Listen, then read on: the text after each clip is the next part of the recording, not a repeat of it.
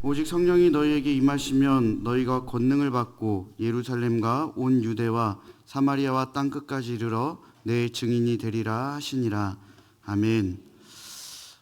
지난달에 어디 교회에 가서 이제 강사를 했었는데요. 한 1시간 반을 했던 것 같아요. 참 그 교회 성도님들께 죄송해서 이제 오늘은 이제 우리 교회에 왔으니까 이제 부교육자로서 이제 잘 담임 목사님의 그 목회 원칙에 따라서 짧은 시간 안에 그렇게 하려고 합니다. 오늘 본문은 교회에 다니는 사람이라면 누구나 다 한 번씩은 들어봤던 설교의 내용입니다. 그리고 많이들 들었던 성경 구절이기도 하죠. 그런데 실천하기가 쉽지 않은 정말 어려운 그러한 구절이기도 합니다. 실천하기 쉽지 않다. 우리가 이 말을 좀 기억하면서 오늘의 이 설교를 또 이 말씀을 대면하기 원합니다. 오직 성령이 너희에게 임하시면, 여러분 성령이 어떤 사람에게 임합니까? 바로 예수를 그리스도로 믿는 자, 그러한 사람에게 성령이 임한다라고 하나님의 말씀은 분명하게 기록하고 있습니다. 예수님께서는 계속해서 이렇게 말씀해 주시죠. 오직 성령이 너희에게 임하시면 너희가 권능을 받고, 예수를 그리스도로 믿는 자는 권능을 받는다라고 예수님이 분명하게 말씀해 주십니다. 권능은 하나님의 능력입니다. 예수 그리스도를 믿는 자는 예수님께서 행하셨던 그 하나님의 능력을 받게 됩니다. 예수 그리스도께서 병든 자를 고치시고 귀신을 쫓아내신 것처럼 예수를 그리스도로 믿는 자는 병든 자를 고치고 귀신을 쫓아내는 그 능력을 받게 된다라고 분명 예수님께서 이 말씀을 통해 말씀해 주십니다. 그런데 여러분, 이런 능력을 아무 때나 쓸 수 있을까요? 제가 초등학교 때 늦은 저녁에 배가 너무 아파서 병원을 다녀왔지만 또 처방된 약도 먹었지만 그렇게 호전되지 않았던 적이 있습니다. 그런데 저녁까지 배가 너무 아프니까 저희 어머니께서 그 당시 담임 목사님께 전화를 드려 댁으로 찾아가서 기도를 받았던 적이 있습니다. 그게 지금도 기억이 납니다. 도착했을 때 우리 그 당시에 담임 목사님께서 정말 정성껏 그리고 성심껏 기도를 해주시고 그 기도를 정말 세게 해주셨습니다. 제가 예전에도 그 모교 담임 목사님 말씀드릴 때 막 이러면서 막 성령파 막 불같은 그런 분이셔서 기도를 한번 해주시면 정말 듣고 있는 저도 와, 귀신이 쫓아나가겠다라는 느낌이 들 정도로 그렇게 세게 강하게 기도하신 분입니다. 이제 당시 목사님을 생각하면 당연히 예수를 그리스도로 믿으셨던 분이죠. 그렇다면 예수를 그리스도로 믿으셨기 때문에 성령 충만하셨을 것이고, 그리고 이 예수님이 방금 우리에게 해주신 이 말씀과 같이 권능을 당연히 받으셨을 것입니다. 그런 분이 아픈 사람을 위해 기도해주면 당연히 병이 나아야죠. 그때 상황이 지금도 어렴풋이 기억이 나는데요. 기도를 다 받고 나서 목사님께서 우진아 어떠니? 라고 이렇게 물어보셨던 게 기억이 납니다. 그래서 저는 그때 아파요 이렇게 솔직하게 대답하고 싶었으나 진짜 아파요. 되게 아팠어요. 근데 아파요라고 말하고 싶었으나 이제 그렇게 말하면 안 될 것 같다라는 느낌이 이 어린 나이에도 들더라고요. 그래서 조금 나아진 것 같아요. 이제 이렇게 말했던 기억이 납니다. 그리고 돌아오는 길에 어머니 등에 엎여 집으로 돌아오면서 엄마 나 하나도 안 난 것 같아요. 이제 이러한 얘기를 솔직하게 했던 기억이 납니다. 여러분, 예수님께서 예수 그리스도를 믿으면 하나님의 능력을 받아 병도 고치고 귀신도 쫓아낸다라고 말씀하셨지만 그러한 권능이 나타날 때가 언제인지 그러면서 분명하게 우리에게 알려주십니다. 예루살렘과 온 유대와 사마리아와 땅 끝까지 이르러 내 증인이 되리라. 그러니까 예수님께서 왜 귀신을 쫓아내시고 병든 자를 고치셨습니까? 하나님 나라를 증거하기 위해서입니다.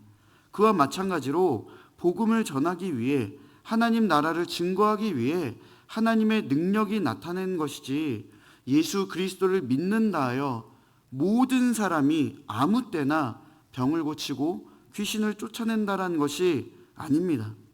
하지만 그렇다 해서 예수를 그리스도로 믿는 자에게 능력이 없다는 말을 하는 것도 아닌 것입니다. 여기서 우리가 분명하게 분별해야 하는 것은, 예수를 그리스도로 믿는 자는 능력을 나타낼 수 있다, 언제든지 귀신을 쫓아낸다, 병든 자 고칠 수 있다, 이게 아니라 예수를 그리스도로 믿는 자는 복음의 증인이 되어야 하고 복음을 전하기 위해 능력을 허락해 주셨다는 것입니다. 믿는 자는 당연히 복음의 증인이 되어야 하는 것이죠. 사랑하는 여러분, 예수를 그리스도로 믿는 자들은 복음의 증인이 되어야 합니다.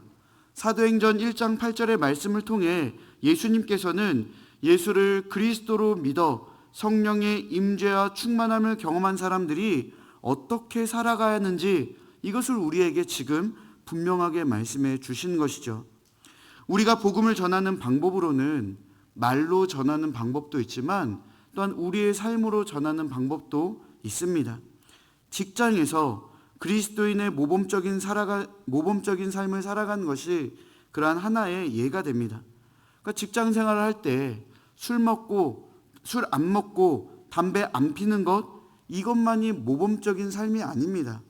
그리스도인으로서 늘 선한 분별력을 갖고 때로는 같이 일하는 자들을 사랑으로 감싸고 용서하고 포용하는 것, 때로는 불의에 함께 분노하기도 하며 함께 웃어주고 함께 울어주고, 또 말 한마디라도 상대방에게 평안과 친절을 베푸는 것. 여러분, 비그리스도인들이 이러한 모습들을 볼 때 어떠한 생각이 들겠습니까? 바로 이러한 것들이 삶으로 복음을 전한 것입니다. 여러분들의 표정 하나, 여러분들의 말 한마디가 믿지 않는 자들로 하여금, 예수님 믿는 사람이니까 좀 다르네, 예수님 믿는 사람이구나, 좀 괜찮은데? 이러한 생각이 들게 하는 것, 이게 바로 삶으로 복음을 전한 것입니다. 우리가 예수를 그리스도로 믿고 성령이 임하시면 우리의 내면은 변화됩니다. 우리의 영혼은 죄인에서 의인으로 변화되고 구원받은 자, 하나님 나라의 영광스러운 시민, 하나님의 자녀로 변화된 것이죠. 그런데 여러분, 그러면 우리의 내면이 변화되면 우리의 생각도 변화될까요? 우리의 말투와 우리의 가치관과 이념도 완전하게 하나님의 사람으로 그렇게 뒤바뀌게 되는 것일까요? 베드로 사도를 예로 들면 성령의 임재와 충만함을 베드로 사도도 경험을 했지요. 그 베드로 사도의 설교에 3,000명이나 믿고 구원을 받습니다. 그런데 그러한 베드로 사도도 이방인에 대해 속되다라는 그 유대인의 전통에서 벗어나지 못하지요. 성령의 임재를 경험하고 성령 충만함 속에서 살았던 그였는데도, 성령의 그 능력을 나타내는 그였는데도 그의 생각은 여전히 이방인은 속되다라는 그 유대인의 전통에서 벗어나지 못했습니다. 그러나 고넬료를 만난 후에 어떠한 고백을 합니까? 사도행전 10장 34절과 35절 말씀입니다. 베드로가 입을 열어 말하되 내가 참으로 하나님은 사람의 외모를 보지 아니하시고 각 나라 중 하나님을 경외하며 의를 행하는 사람은 다 받으신 줄 깨달았도다. 그러니까 베드로는 하나님께서는 차별하신 분이 아니라고 선언을 합니다. 유대인이나 이방인이나 하나님께 모두 똑같고 하나님께서 유대인도 이방인도 구원을 허락하셔서 하나님의 자녀로 부르셨다, 이렇게 선언하죠. 그러니까 자신은 속되다 했던 것이 이제는 하나님께서 보여주신 환상과 고넬료를 만남으로 인하여 이게 아니구나, 이방인이 속된 게 아니라 이방인도 하나님께서 택하셨다면 하나님의 자녀가 되는구나라는 것을 깨닫게 됩니다. 그리고 사도행전 11장을 보면 할례자들이 이방인의 집에 들어가 함께 먹고 마신 그 베드로를 비난하는 장면이 있습니다. 그러니까 놀랍게도 이 할례자들이 어떠한 사람들입니까? 오순절 성령 강림 때 성령의 그 임재를 경험한 사람들입니다. 11장 15절에 내가 말을 시작할 때 성령이 그들에게 임하시기를 처음 우리에게 하신 것과 같이 하는지라, 이 베드로의 말에서 할례자들도 그때 당시 성령을 함께 받은 자들이라는 것을 우리가 알 수 있습니다. 베드로를 봐도 또 할례자들을 봐도 성령의 임재를 경험한 사람이 내면의 변화는 있으나 사상과 가치관과 생각들이 완전하게 변화되었다는 것을 또한 우리는 볼 수 없기도 하죠. 하지만 베드로도 하나님의 이끄심과 인도하심에 자신의 생각과 고집을 내려놓고 곧바로 순종했습니다. 또한 할례자들도 비록 처음에는 베드로를 비난했으나 베드로의 변증과 성령의 임재가 이방인들에게 허락된 것을 보면서 하나님께서도 이방인을 선택하셨다, 이것을 인정하고 자신들의 잘못을 회개하고 하나님께 영광을 올려드리게 됩니다. 사랑하는 여러분, 제가 여러분께 말씀드리고 싶은 것은 바로 이것입니다. 예수 그리스도를 믿어 성령의 임재와 충만함을 경험하면 분명 우리의 신분은 변화됩니다. 죄인에서 의인으로, 하나님 나라의 자녀로, 우리는 하늘 시민권을 받은 하나님의 백성으로 우리의 신분은 변화됩니다.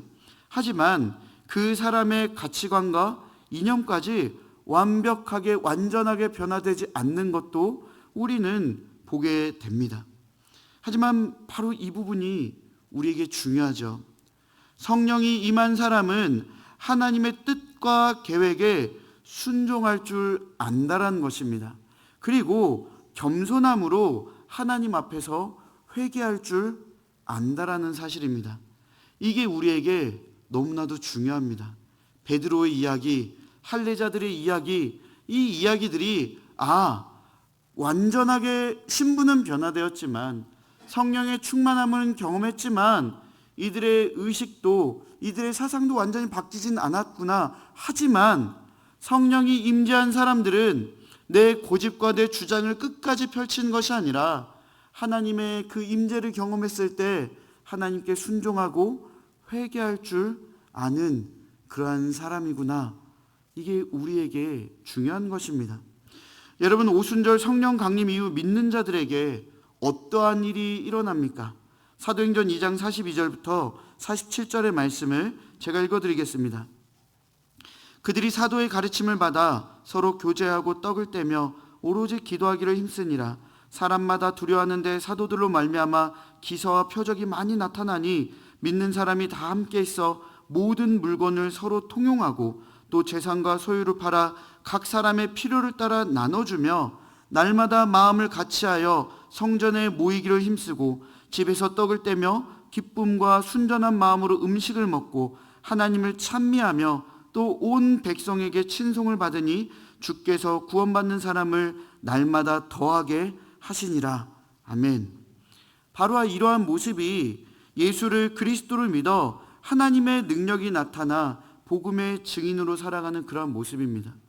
그러니까 초대교회 교인들의 삶이 복음을 증거하는 그러한 삶이죠. 앞서 복음을 전하는 방법으로 말로 전하는 방법도 있지만 삶으로 전하는 방법이 있다라고 말씀을 드렸습니다. 이게 바로 삶으로 전하는 방법입니다. 믿는 자들이 자신들의 삶에서 그리스도인의 모범된 모습으로 사는 것이 또 하나의 복음 증거의 모습인 것이죠. 47절의 말씀을 다시 한번 보겠습니다. 하나님을 찬미하며 또 온 백성에게 친송을 받으니 주께서 구원받는 사람을 날마다 더하게 하시니라.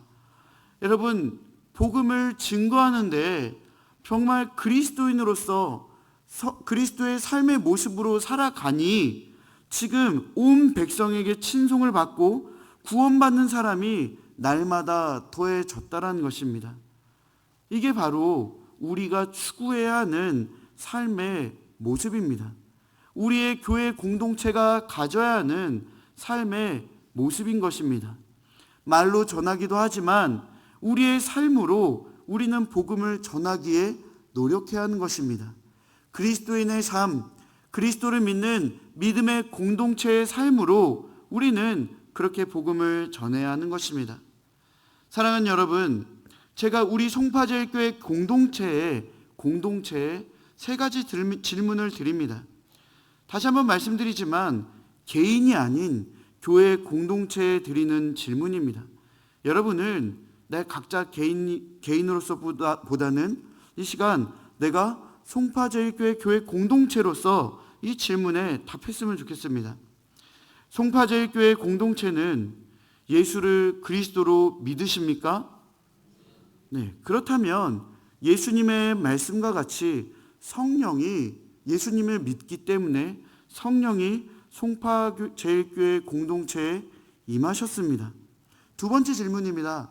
그렇다면 송파제일교회 공동체는 복음의 증인으로 살고 있습니까? 특별히 삶으로 복음을 증거하는 초대교회 교인들과 같은 삶으로 복음을 증거하는 그러한 일들을 하고 계십니까?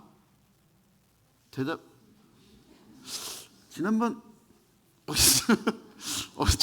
좀 당황했습니다. 분명히 교회 공동체 질문했는데 개인이 대답을 하시네요. 몇 분밖에 대답을 안 하세요. 다시 한번 질문을 하겠습니다. 삶으로 복음을 증거하는 그러한 일을 우리 공동체는 하고 있습니까? 그렇다면 예수님의 명령과 같이 예수님의 증인이 되어 우리 교회 공동체는 살고 있는 것입니다. 마지막 질문입니다. 그러면 마지막으로 송파제일교회 공동체는 초대교회와 같은 그리스도인의 모범에 따라 살고 계십니까? 그러니까 앞서 말씀드렸지만 개인이 아닌 교회 공동체에 드리는 질문입니다. 송파제일교회 공동체는 서로 교제하고 떡을 떼며 또한 기도하기를 힘씁니까? 서로 이해하고 사랑하기에 힘쓰고 있습니까? 저는요, 이 교회에서 사역을 하면서 여러 이야기를 듣습니다. 그래서 알고 있죠. 어느 성도님이 아프다 그러면은 어느 성도님이 아플 때 개인적으로 관심과 사랑을 베풀어 주셨던 그런 얘기들을 많이 듣습니다. 막 죽도 싸다 드리고 반찬도 만들어서 갖다 드리고 참 너무 귀하고 아름다운 모습이죠. 그렇게 사랑을 베푼 마음과 손길들마다 목회자로서 정말 하나님의 은혜가 넘치는 복으로 채워지기를 전 축원합니다. 그런데 여러분, 개인별이 아닌 교회 공동체가 연약한 자를 대할 때 태도와 자세는 어떻습니까? 교회 안과 교회 바깥에 경제적으로 육체적으로 연약한 지체들, 힘이 없는 지체들을 대할 때 지금 그 이야기를 하고 있는 겁니다. 판단하고 제지는 않습니까? 저는 우리 송파제일교회를 비난하려 하는 것이 아닙니다. 여러분, 지금 한국교회에 흐르는 의식이 뭔지 아십니까? 개교회 중심입니다. 내 교회. 그리고 어떤 일을 행했을 때 하나님께 영광 올려드리는 것이 아니라 우리 교회가 더 드러나고 자랑스러운 모습을 갖는 것이 지금 한국교회의 많은 교회들이 그러한 마음을 갖고 있습니다. 봉사를 할 때, 뭔가 헌금을 모아서 구제를 할 때요, 내 교회가 더 많이 내야 되고 내 교회가 더 드러내는 것, 하나님의 영광이 사라져 있습니다. 그래서 저는 지금 이러한 이 한국교회에 흐르는 의식 속에서 우리는 경각심을 갖자라는 마음으로 여러분께 질문을 드리는 것이었습니다.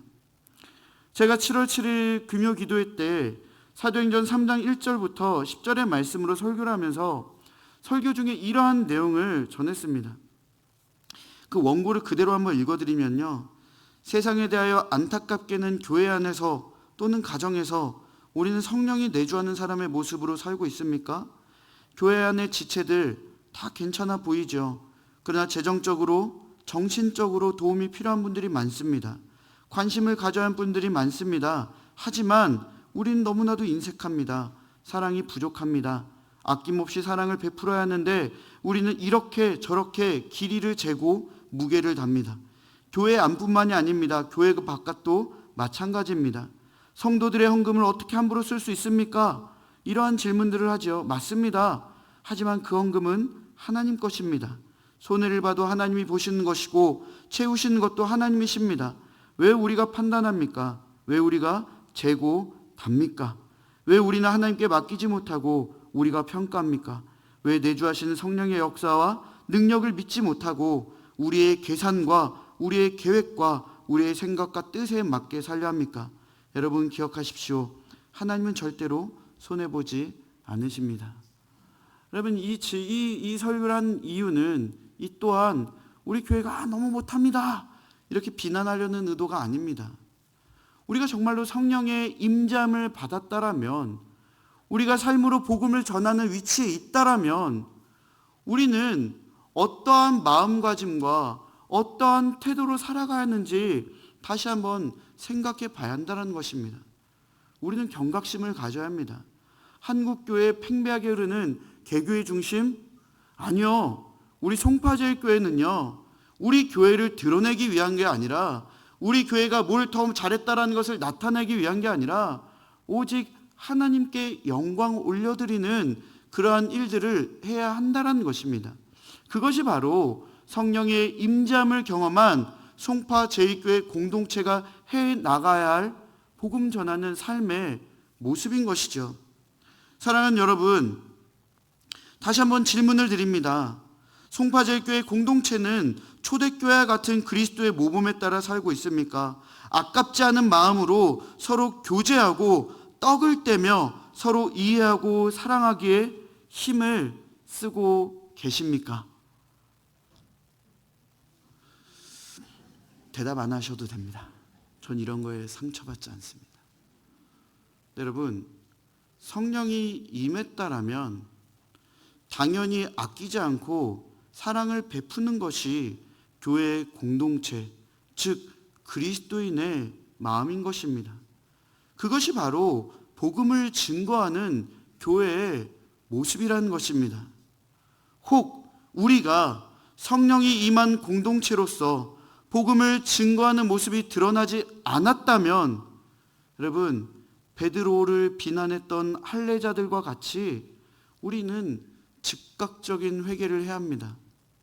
성령의 임재를 경험한 사람들은 당연히 즉각적인 회개가 가능합니다. 우리들의 연약함을 인정하고 즉각적인 회개를 한다는 것이 바로 성령이 임한 사람들의 특징이기 때문이죠. 우리는 어떻습니까? 우리는 실로 우리 교회 공동체가 정말로 어려운 이웃들을 우리 안에서 또 우리 바깥에서 그러한 사람들을 찾아다니며 우리가 위로하고 격려하며 우리가 거둬들인, 또 우리가 하나님께 아낌없이 드린 그 헌금을 또한 그들에게 떼어 나눠주며 사랑을 베풀고 있습니까? 뭔가 누구에게 줄 때 그것이 재고 비교하며 판단하는 기준 안에서 이 사람은 돼, 이 사람은 안 돼, 이렇게 이야기하고 있진 않습니까? 결국 한국교회의 특징과 뭐가 다릅니까? 개교의 중심, 우리 교회가 영광이 드러나야 되고 우리 교회가 더 이름이 높아져야 하는 지금 한국교회 밑에 깔려있는 개교의 중심의 그 흐름과 뭐가 다릅니까? 우리 교회는 그래서는 안 됩니다. 송파제일교회는 그래서는 안 됩니다. 왜입니까?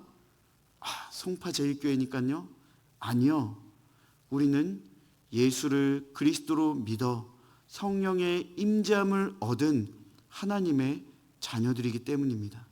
우리는 복음을 증거하기 위하여 주님의 부르심을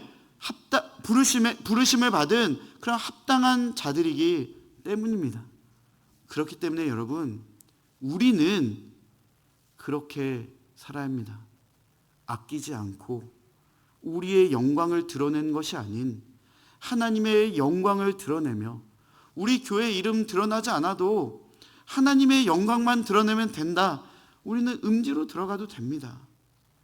그게 바로 복음 가진 공동체가 살아가야 하는 삶의 모습인 것입니다. 앞으로 전 기대합니다. 우리 교회가 얼마나 많은 사랑을 베푸는 교회가 될지, 우리 교회가 얼마나 아낌없이 이 교회 안에 정신적으로, 육체적으로, 경제적으로 힘든 지체들에게 하나님의 그 복음을 삶으로 증거하는지 저는 기대가 되고 소망이 됩니다. 여러분, 그렇게 할 수 없습니까? 못하겠습니까? 아니요. 다 할 수 있습니다. 왜냐하면 우리에게는 성령이 임재했기 때문입니다. 우리는 모두 다 예수 그리스도를 믿는 자들이기 때문입니다. 그래서 우리는 혹 우리가 그렇게 하지 못한다 했더라도 또한 우리가 그렇게 하지 못하는 부족한 모습이 있다 할지라도 하나님께 회개하며 하나님이 기뻐하실 뜻들을 기도하고 기대하고 바라보며 더욱더 하나님이 원하시는 그러한 복음 증거하는 그리스도인의 모습으로 우리의 교회 공동체는 살아갈 수 있게 되는 것입니다. 사랑하는 여러분, 예수를 그리스도로 믿어 성령이 임재하였다면 개인적으로 그리고 교회 공동체적으로 복음의 증인으로 살아가야 합니다. 혹 우리가 복음의 증인된 모습이 드러나지 않았을 경우 성령의 역사와 인도하심에 따라 그 성령님을 의지하여 우리의 연약함과 우리의 죄를 하나님 앞에 내려놓고 즉각적인 회개의 삶을 살아야 합니다. 그리고 더더욱 복음을 증거하는 데 힘써야 하는 것이죠. 안으로 바깥으로 말로써 우리의 삶으로써. 그러니까 여러분, 꼭 밖에서 믿지 않는 사람 앞에서만 그리스도인의 모습으로 사는 것이 아니라 함께 믿는 믿음의 공동체 안에서도 그리스도인의 모습으로 살아가야 하는 것입니다. 그리고 하나님이 기뻐하실 뜻을 따라 늘 하나님께 여쭤보고 하나님의 마음에 합하게 되는 우리의 공동체, 그런 교회를 이루어가는 여러분 각자, 그리고 우리 송파제일교회가 되기를 바라고 소망합니다. 우리에게는 권능이 있습니다. 힘이 있습니다. 여기 다 예수를 그리스도로 믿은 분들이잖아요. 예수 그리스도를 믿은 사람은 성령이 임하시고 하나님의 능력을 받게 되지요. 얼마나 기대가 됩니까? 얼마나 멋집니까? 그러한 우리들이 하나님의 그 복음을 온전히 전하며 살아가는 복된 증인으로 살아가기를, 또 그러한 교회 공동체 되기를 축원합니다.